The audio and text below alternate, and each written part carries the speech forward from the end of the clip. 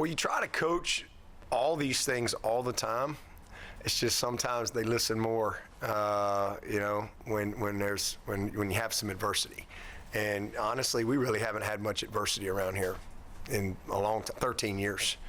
I mean, it's been a long time since, losing a national championship is not adversity. We've won 7 out of 8 ACC titles. Nobody feels sorry for the Tigers. We've been to 6 playoffs, 6 Final Fours. We got a couple national championships the past 7 years. And even though you have some disappointment and maybe a little failure along the way, we really haven't had much adversity, like true adversity.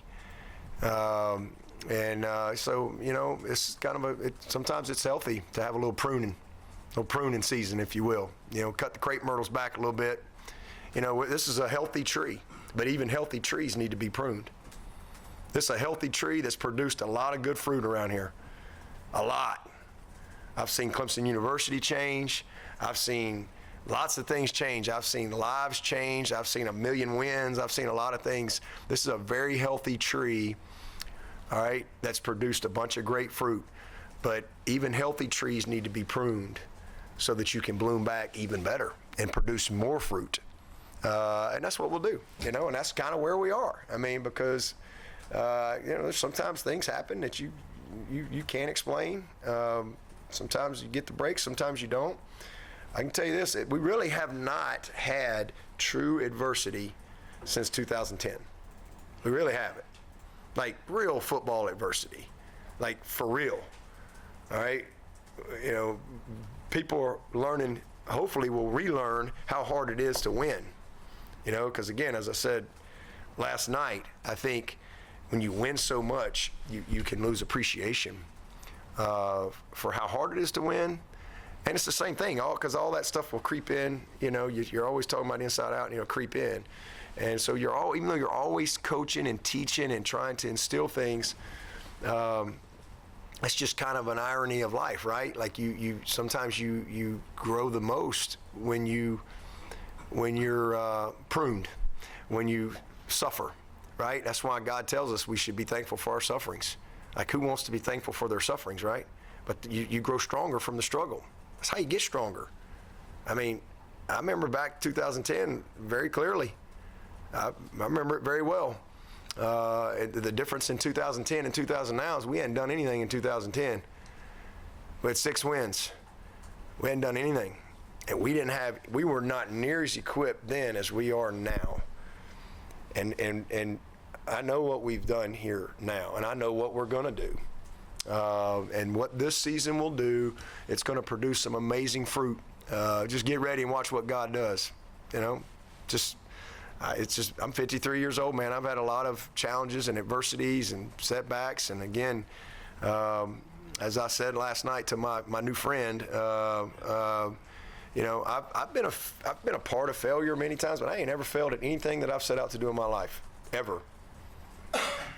Ever. And we're in the midst of an amazing journey in college football history, and I'm not going to let one season, when I know exactly what the issues are, and a bunch of great kids and great coaches, I'm not going to let one season damper that. And I'm going to fight for this program. All right, and hopefully we can get back to some appreciation around here. It's freaking hard to win. All you got to do is look around the country, and what's happened here is historic. And so we're having a bad year. That's my responsibility. Ain't nobody happy about it. That's my responsibility. That's on me, 100%. And I ain't asking nobody to be happy, but let's don't eat our own. And that's what we've done. Even what's happened around here is, even when we've won, everybody's miserable. And that's sad. That's really sad. And so I'm thankful for the struggle. I'm thankful for the opportunity to teach in a way that I haven't had a chance to teach in a long time. So sit back and just enjoy the journey. That's what I'd tell you. So with that measured perspective, I think there are many people wondering what triggered last night a great deal of emotion from you. I mean, I had some idiot go Old Testament on me, and he got an Old Testament response. Coach, Nate Wiggins had his worst game against Hartman up at Wake last year, and he's come along. I'll print that one. I was going to say, can you add to that? Can you add to what you just said? What else is there to add? What else is there to add? I'm going to fight for this program. Can I get some clarity? That's why I know coaches take calls. That's why right there. Because people hijack the phone call. They get it, that's why they want to hear themselves talk.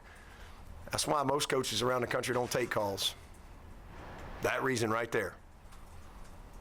They go to their, that's probably what we'll start doing next year. They go to the thing and they go, okay, Kathleen from Clemson, she wants to know, what's your favorite ice cream? You get a call like that on the show. When you get a call like that, and then you're also getting criticism from national writers across the country, broadcasters, about what's going on with Clemson. Does that embolden you to stick to your guns the way you've always done things? Because they're criticizing your coaching staff. You need to make changes. They're criticizing since the day I got this job. Yeah, but I mean, now, like you said, this is uncharted territory for the last 10 years. Are you more emboldened to stick to the way you? 2010.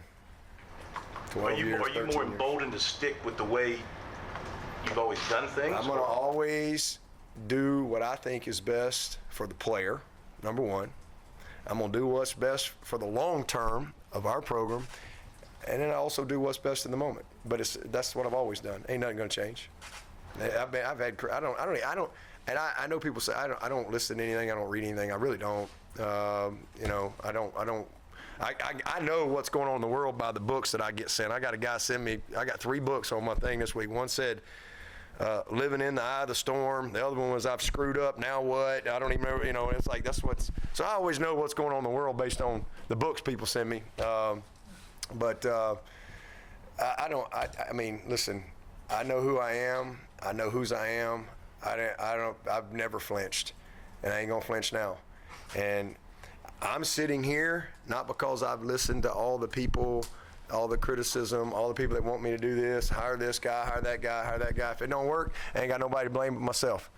But I'm going to always do what I'm convicted in. And some people say I'm stubborn, and I say I'm convicted in my beliefs. And there ain't enough people that are convicted in their beliefs, in my opinion.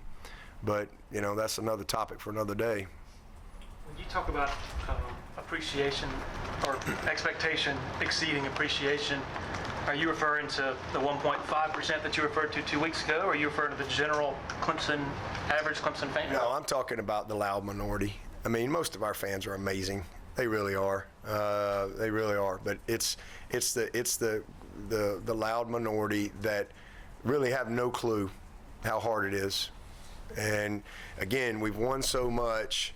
And then listen, that can creep into your players too, right? I mean, because it's that rat poison of how good you are and what you're supposed to do and this and that, and then all of a sudden it doesn't go the way you want. It can creep in both ways. So you're always trying to fight against that. Just like now, it's all all the you got to block that stuff. That's part of it. You've got to be able to do that, and this is a great opportunity to teach. But listen, I've said many times. I've had people ask me many times, "Hey, what's so special?" And I've always said the difference in Clemson and a lot of places is that some places it is all expectation, and here there is an appreciation. There really is, and I've got great appreciation for our fans, and because they're amazing. I mean, it's amazing what we have here at Clemson, but. A lot of the people that do all the complaining, they're just part of the problem. I mean, they really are. I mean, why would? Geez. I mean, why, if you're a recruit sitting out there, why would you? These people just they rip your coaches. Everybody's terrible. It doesn't matter what you've done. Like it doesn't matter. But everybody can have a bad moment. I mean, name a coach, name a program in basketball, football, whatever, who hasn't had a challenging time. Is there one? Is Coach K, would he be considered one of the best basketball coaches? Did he have a few bad years along the way, maybe? Maybe didn't make the tournament. I don't know. About Roy Williams. Did he have any bad years? How about Nick Saban? Has he had any bad years? I mean, he's 72 now. He's probably had a few bad years at Michigan State, LSU, Toledo maybe. I don't know. He hadn't had many at Alabama. And I just think sometimes, again, and that's what I've always tried to fight against. I've always tried to fight against that, man. Man, don't let the expectation become greater than the purpose of what you do. You know, because when that happens, you lose your joy in what you do. It doesn't mean you have to be happy, all right? I mean, you know, but I've always said the fun is in the winning.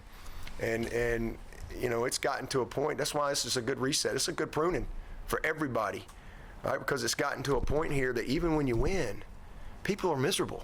So now the fun's not in the win, the relief is in the winning. Shouldn't be a relief to win, it ought to be fun to win. And so, you know, I know where Clemson was 15 years ago. I know right where it was. And what's happened in this program is historic. And what will continue to happen if we can get out of our own way, and I'm talking about us here in the program here, what's going to continue to happen. So it's hard. When you're taking everybody's best shot for 12 plus years, I mean, it's hard. And listen, we've done a great job. There's not many people that have been as consistent as coaches or as a program in our world. It's very few walking the planet. So it's been great, man. We've had a great opportunity to you know, teach a lot of lessons, and this will be another great opportunity. There's opportunity in every single difficulty that you have in life, and this is a great opportunity for us to teach, for us to all reset, and then let's get back to the work, man. I mean, I've said that when I got this job, you got to be all in. And we got too many people half in. They're in when you win. Has Kate created kind of some pressure himself holding on to the ball a little too long? Yeah, I mean, he's had, like I said, he's had a bunch of good plays. He's had a few tough plays along the way. He's growing. He's growing. I mean, I think this kid's going to be amazing. And it's disappointing again when we attack these kids, these people that sit behind these microphones and these things, and they get off by attacking people. And we've just made that acceptable in our world. It's sad, man. It's just sad. We've made it acceptable and okay to just attack people. It's sad. I mean, it really is. This kid works his butt off. He's not perfect. He's growing. I think he's going to be a superstar. I really do. He ain't right now. But he's a hell of a competitor. And he's going to get better and better and better. And I'll go battle that dude any day of the week. Yeah, he's got to do a lot better. There's a couple of plays there that he needs to make. Needs a little bit more poise in the pocket. He's let it slow down a little bit. But we all need to do things better. But he's going to be fine. He's going to be fine. Why don't we get behind him and support him? He's our freaking quarterback. He's our quarterback. Let's get behind him. Let's go compete.